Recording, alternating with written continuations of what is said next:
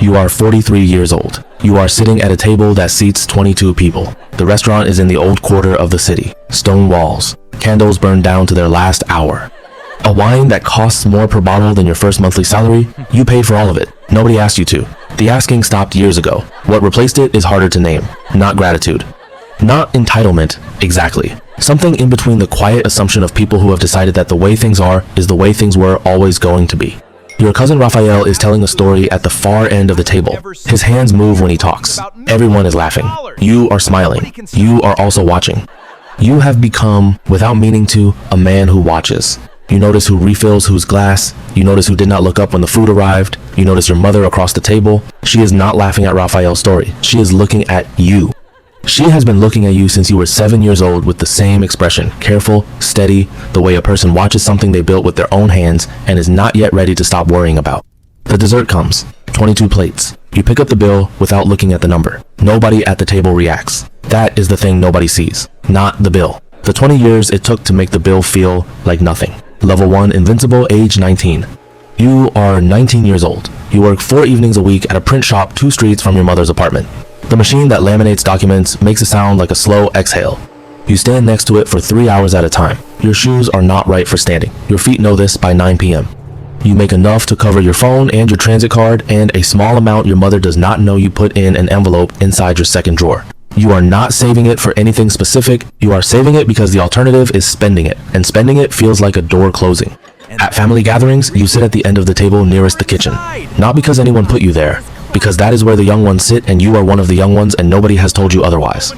Your Uncle Hector owns a contracting business and speaks about it the way some men speak about a country they personally founded.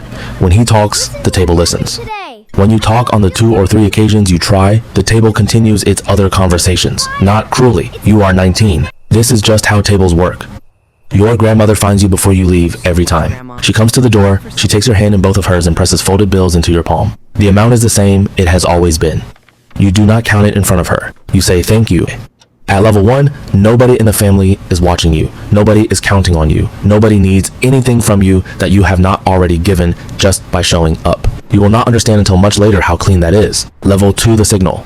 Age 26. You are 26 years old. You have a job at a logistics firm on the commercial side of the city. You wear a jacket to work. You take the early train. You make enough to have moved out of your mother's apartment 6 months ago into a room in a shared flat with 2 other people, one of whom leaves the kitchen light on all night and has never once acknowledged this. You go home for your Aunt Clara's birthday in October. You park outside. Your cousin Danny, who is 16, comes to the window before you are out of the car. She says Aunt Clara told everyone you work at that big building near the waterfront. You ask what else she said. You go inside. Your Uncle Hector asks about your work for the first time. He has known you for 26 years and this is the first time he has asked. He listens for 30 seconds. Then he tells you about a project his company is tendering for. You listen for 4 minutes. He does not notice the difference in durations. You do. After dinner, your cousin Marco finds you on the balcony. He is 31. He has an idea about an import business. He needs a partner. The word partner arrives wearing the clothes of the word investor. You tell him you are still building your own ground floor. He nods. He goes back inside. He will ask again. You already know he will ask again. At the door, your grandmother finds you. The folded bills. Both her hands around yours. The same amount as always. You take it the same way you always take it. On the drive home, you think about the 30 seconds Hector listened before he started talking. You think about what changes when people can see the building you work in from the main road. You think about Marco's face when you said no, not hurt, not yet, recalibrating. At level 2, the family has picked up a frequency. They are not sure what it means. They are turning toward it the way people turn toward a sound they cannot yet identify. Level 3, the asking. Age 31. You are 31 years old. You own a flat. It is small. The bedroom window faces a wall. You do not care about the wall. You care about the title deed in the filing cabinet under your desk, which you have opened and looked at 3 times for no practical reason. You did not announce the flat. You did not need to. Families are better intelligence networks than people admit. Within 6 weeks, everyone knows. Within 8 weeks, your Aunt Clara has mentioned it to someone who mentioned it to someone, and now it is a piece of the family's collective understanding of who you are and what you represent.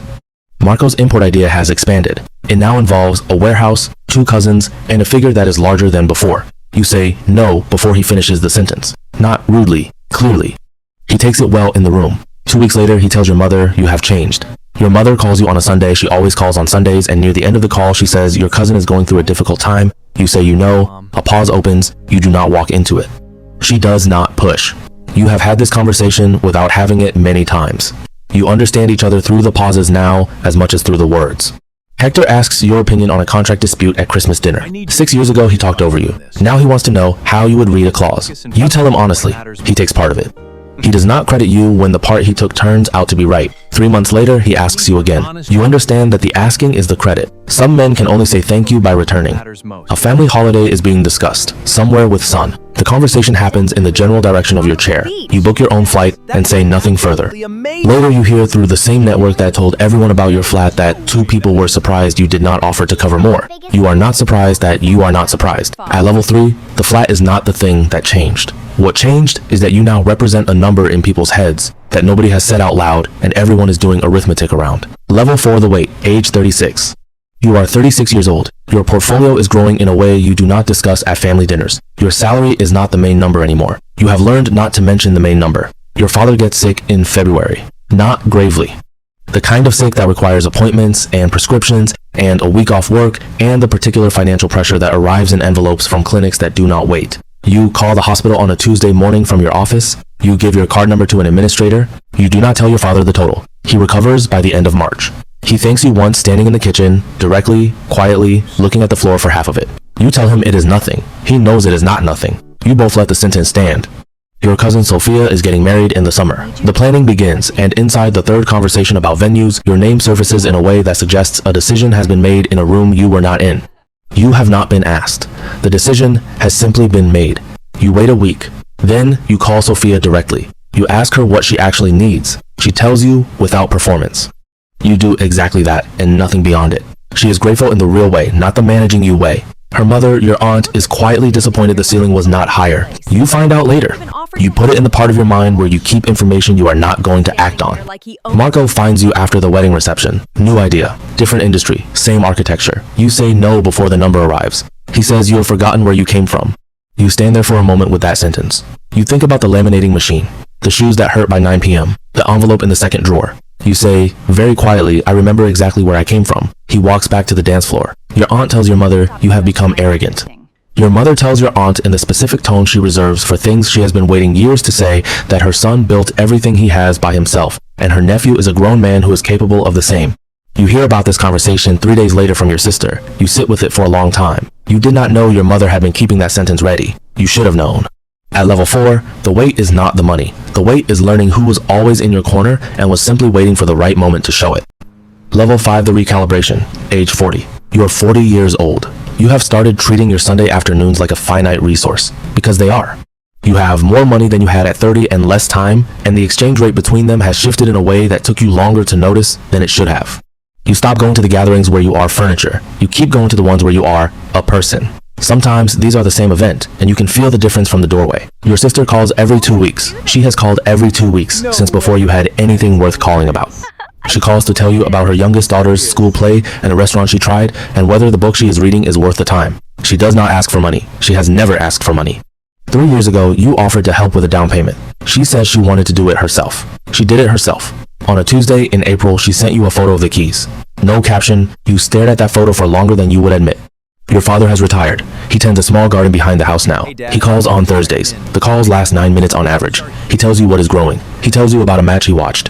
He gives you advice, inside stories about other things. A neighbor's decision, a thing that happened in town so that you can take it or leave it, without either of you having to acknowledge it was advice. You look forward to Thursdays in a way that has nothing to do with any number in any account.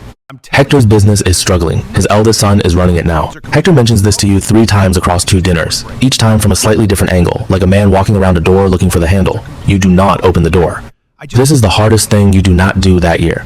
You have thought carefully about why you are not doing it. You believe the reason is right. It is still hard. At level 5, you are not managing the family's perception of you anymore.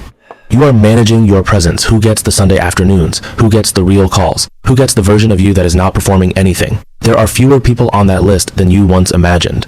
Each one on it is worth more than the number implies. Level 6, the table. Age 43. You are 43 years old. You are sitting at a table that seats 22 people. You know how this started. Raphael is telling his story. His hands move. Everyone laughs. You are watching who has always been at this table and who arrived when the table got nicer. You know which is which. You have known for years. It used to land like something sharp. Now it lands like something dull, further down and less often. This is not indifference. This is just what understanding costs. Your mother is across the table. She is not laughing at Raphael's story. She is looking at you with the expression she has had since you were 7, careful, steady, not proud exactly, something older than proud. You catch her eye, she does not smile. She does something quieter, a settling, the way a person looks when something they always believed has been confirmed. You look away before it becomes too much. You are 43 years old and she can still undo you from across a room. Your sister is to your left. She is telling you about her youngest daughter, a thing that happened at school, something a teacher said, something that was funny and small and will not matter in a year but matters right now. You are listening. Not with the part of your brain that is also calculating, with the whole part. This took longer to learn than it should have. You are here now. The dessert comes. 22 plates. You pick up the bill without looking at it. At the door, your grandmother finds you. She is 84. She moves carefully now. She takes your arm and walks you to the entrance, and at the door, she takes your hand in both of hers, the folded bills. The same amount as always, 25 years, and the amount has not changed. Not because she does not know what you have. She knows. She reads the room better than anyone at the table. The amount has not changed, because for her, it was never about the amount. It was always about the hand, the taking it, the fact that you still take it, that you still stand at the door and let her give you something. You take it with both hands. You say, "Thank you."